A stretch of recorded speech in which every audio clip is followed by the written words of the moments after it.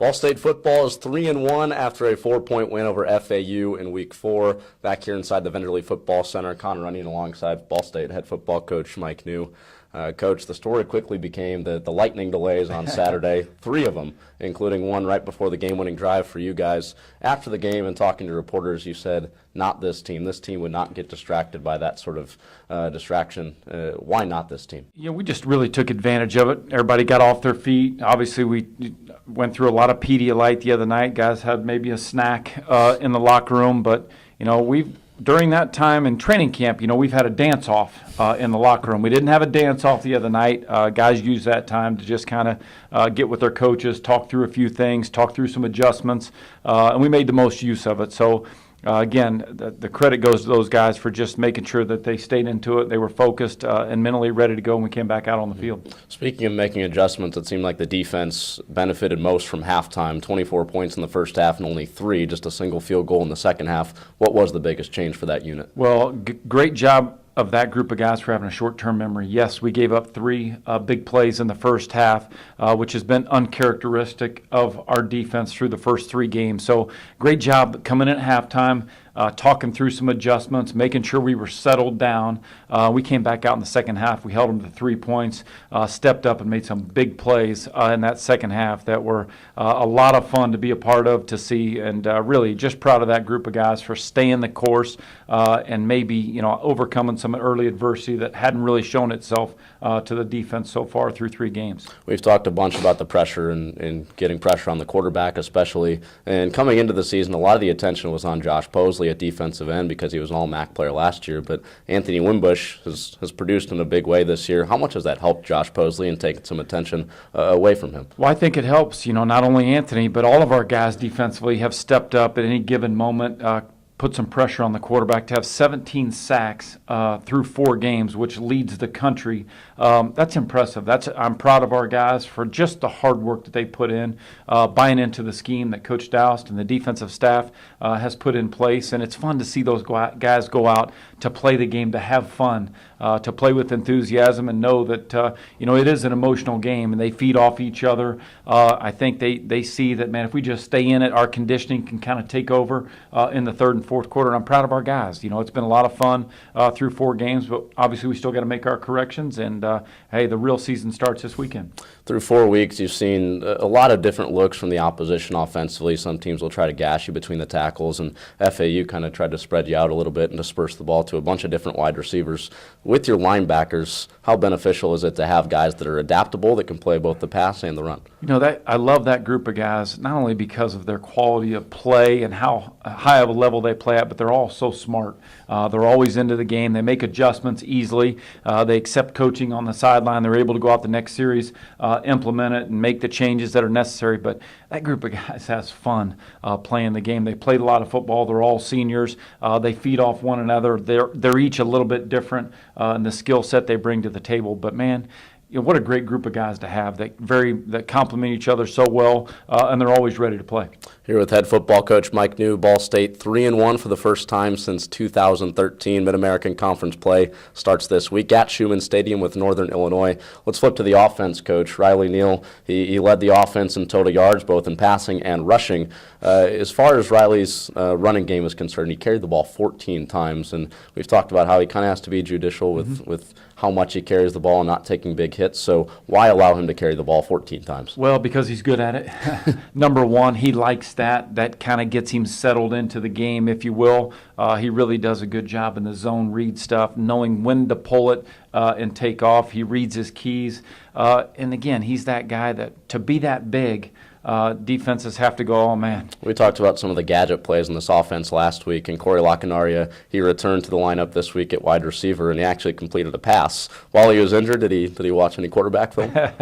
Well, no, it's one of those things he had already kind of put out there prior to my arrival that he had the ability to throw the football. So when it was brought up, I was certainly all in. I like having the ability to keep defenses on their heels, if you will, and keep them on their toes and go, what are they going to throw at us next? So we'll continue to evolve that package, not only with Corey, but having Kevon in the backfield taking snaps at quarterback. He's one of those guys you just want to get the ball into his hands, and no better way to get it in his hands than directly on the snap and let him do his thing. Talking more about his more natural position at wide receiver in the slot, how advantageous is it to have a playmaker like him back in the slot this week? Well, just talk about that last drive of the game when we went down and scored that touchdown. Those 2 catches he had on that drive, the 3rd down and 5 call where he caught the ball on the sideline. He was very physical, created some separation, made the catch. 2 plays later, he makes an unbelievable catch on a back shoulder fade that gets us down to the 2-yard line. But Kevon's that guy. You can see his eyes on the sideline. He's like, just give it to me, and you want to see your playmakers that want the ball in their hands in those pressure situations. And, man, he feeds on that. He loves that, and it was great to see him step up and make those plays. Looking ahead to this week, Week 5, you start Mid-American Conference play with Northern Illinois coming to town. Now, they're 0-4, which is kind of uncharted territory for them with their 6 straight MAC West titles. How cautious do you have to be in talking to your guys about their 0-4 record? Well, the good thing about our guys is nobody's going to look at Northern Illinois and say, they're not very good, they're 0-4. We all know how talented of a team they are. If you want to be the best in our conference and you want to be a MAC champion, you have to go through Northern Illinois to get there. They've won the last 6 West Division championships, 3 of the last 5 MAC championships. So there's nothing that needs to be said to our guys. They know that, Northern Illinois has won the last 7 times they played against Ball State. So we need to get the Bronze Stalk Trophy back here in Muncie. We need to make an adjustment because the Cardinal head that's on that trophy is old. We need to get the updated one on there. So our guys will be hungry when we get out to practice on Tuesday. We're going to have a great week of practice.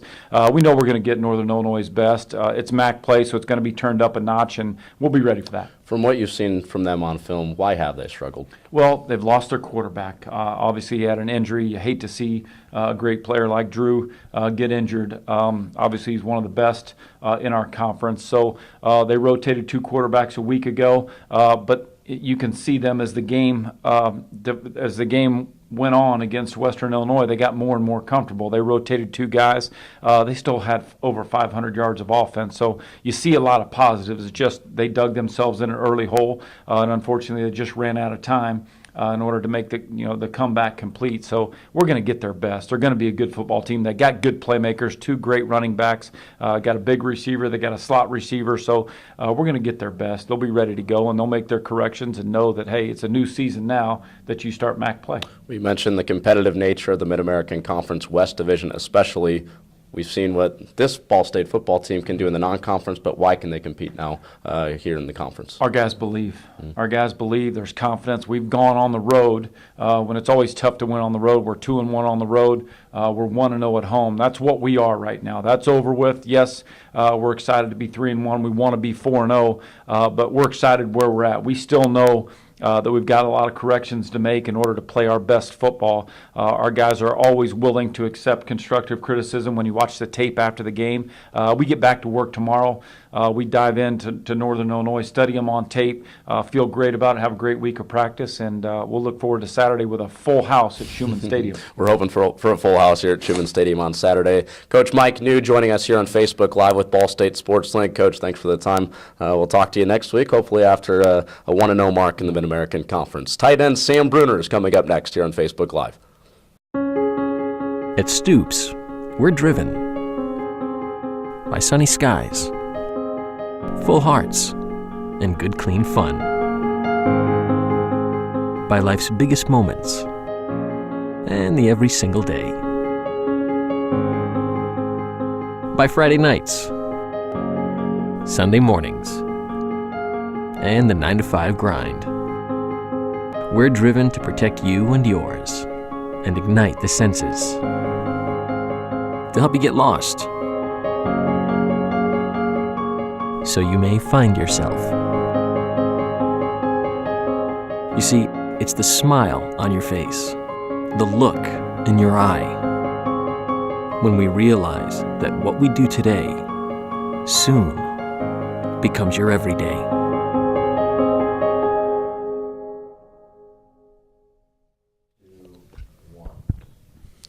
Connor Runyon back here on Facebook Live at the Venderly Football Center, joined now by tight end Sam Brunner after a 3-1 mark to start the non-conference, looking ahead to conference play with NIU coming to town this Saturday at Scheumann Stadium. Sam, a long trip down to Florida, a bunch of weather delays, about a 5-hour game. You finally recovered from the long trip down there in Florida? It was a lot longer than we expected it to be. We got in real late. I guess you could say Sunday morning, and finally caught up on my sleep, and I'm ready to start on NIU week. Mm-hmm. Now, as a senior, you've kind of seen the ups and downs of this program. Your freshman year, going to a bowl game, the last 2 years, disappointing from this program's standards. But now back to the winning ways, 3-1 after non-conference play. Why is winning more fun than the alternative? It's just exciting. Everything, I was talking to a couple of my roommates about it. Everything's better after winning. The food you eat the day after tastes better. You're more excited to get up in the morning and come to the stadium and things like that. So just everything about winning is so much better than the alternative. Mm-hmm. The buzz around the program, at least from an outsider's perspective, is three wins is halfway toward bowl eligibility. Internally, how much talk is there about getting back to a bowl game? It's definitely something we all focus on, and it's something that Coach Neu said, from the minute he walked in here, that that's our goal at the end of the day is, to play in a bowl game, play for MAC championships and things like that. And, again, it's a lot more fun when you're doing that stuff. It's a lot more fun to be able to go to those sites and play in those bowl games. And so, it's something that, we're thinking about, that we're focused on. It's not winning the 6 games to get bowl eligible. It's winning, as many of them as we can and then going to the bowl game. With your senior season, if there's one thing you could pinpoint, what do you want when it's all said and done? I think ultimately, a bowl win would be fantastic. We're going to compete and we're going to go try to win a MAC championship. There's a lot of great teams in our conference. We're going to do everything we can. But, to be able to walk out of here, and I've played with a lot of talented teams, but, the possibility to get to a bowl game and compete and win a bowl game for the first time in program history would be phenomenal. And that's something that I've kind of pinpointed, since I was a freshman here, just knowing that, that the teams that I've played on that have been great, we still haven't been able to get it done. It would mean a lot for me to be able to do that my senior year. Let's look back at Saturday a little bit, mention the long trips here at the top. Three weather delays, 3 lightning delays. Talk to Coach Neu about it, about staying loose and getting with your position coaches. But you individually, how did you stay loose during those delays and stay focused on the task at hand? It's kind of finding a balance. It's messing around in the locker room, a little bit with the guys. You can't stay on edge the whole time. It's really, you can't do that to yourself for 5 hours. So when you get in those weather delays, we were talking, kind of cracking jokes and things like that for the first part of it, and then once you start to get back into game time, it's readjusting your focus to what you have to do. And I think that we did that really well. I think that that was kind of an advantage for us how we handled it. Both as the staff making adjustments and then how the players handled it as well. After the first weather delay, the one to start the game, came out in the second quarter, caught your first career touchdown pass on the seam route up the middle. How have you developed as a pass catcher after kind of being more of a blocking tight end your first couple of seasons here? I've gotten an opportunity to work at it so much more than I have in the past, and it's been a lot of fun for me developing that area of my game.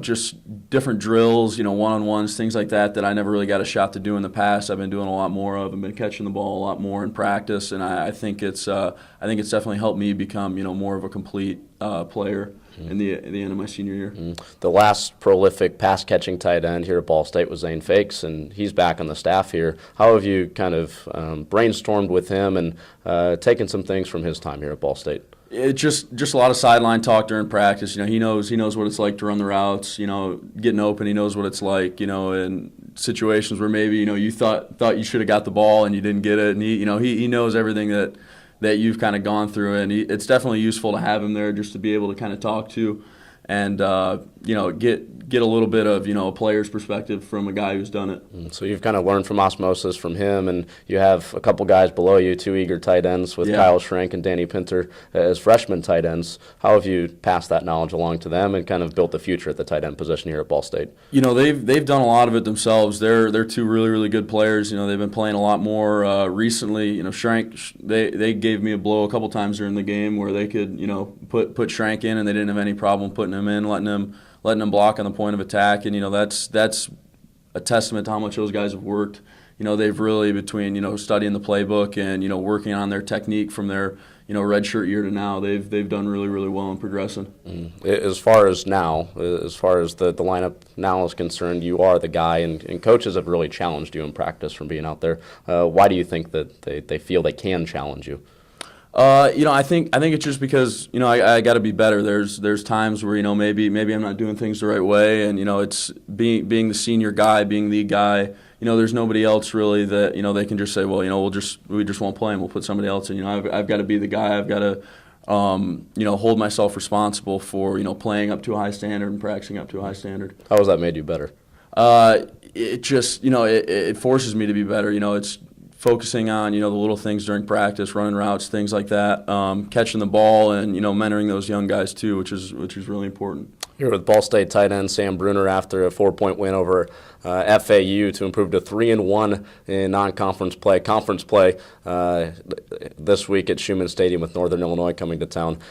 Sam, saw a tweet that you had about your dad after the EKU game about looking big on the field and then looking skinny in person. What was the motivation behind his quote? We were sitting there watching, I think it was the Michigan State game. After the game, he looked at me and said, "You look fat on the field and you look skinny in person." I don't know how that is. And it's the medium jersey. I talk to McGorry all the time that I'm not a medium, and they forced me into the medium. But yeah, he didn't have any problem telling me exactly how he felt. Was that kind of a motivational tactic from your dad?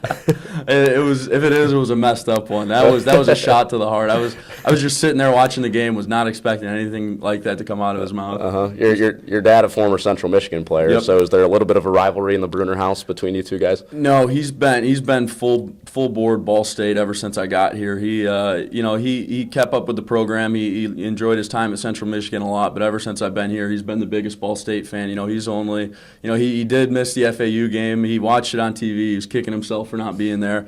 But besides that, I think the only other one he's missed is Virginia. So I mean, he drove to Texas A&M, to North Texas. He's made the trips to a lot of different games. He's one of the biggest Ball State fans I know. So October 8th, they'll be cheering for Ball State. Absolutely. Yeah. We'll have a big crowd for that one too. Looking ahead to NIU this week, in your 3 seasons as a tight end here, you guys have not beaten NIU yet. How much does that motivate you here in your senior season to finally get that elusive victory? We haven't beaten NIU since I've been here. I don't think I've played with anyone who's beaten NIU, if I remember correctly. So I mean, it's just this is a great opportunity for me as a senior and for us as a senior class to go out there and compete with these guys and hopefully bring back the Bronze Stalk Trophy. The MAC West loaded with talent. It's typically and perennially the best division in the Mid-American Conference. Why can this Ball State team in your senior season compete in the MAC West? Yeah, I think ultimately with us, it's just we play hard. We play incredibly hard. We've been playing really, really well up front, which I think is really important for us, offensive and defensive line-wise. The guys in the defensive line are getting it done sack-wise, and, we've been running the ball really well, and I think that's kind of the MO for our team right now. Play well up front, move guys off the ball, and I think that's going to give us a shot, especially as we get later into the season. Well, Sam, best of luck on Saturday. Hopefully we're talking again next week about your second career touchdown catch. Absolutely. All right, thanks, Sam. For Sam Brunner, Connor Runyon, head coach Mike Neu here from the Venderly Football Complex, this has been Facebook Live with Ball State Football.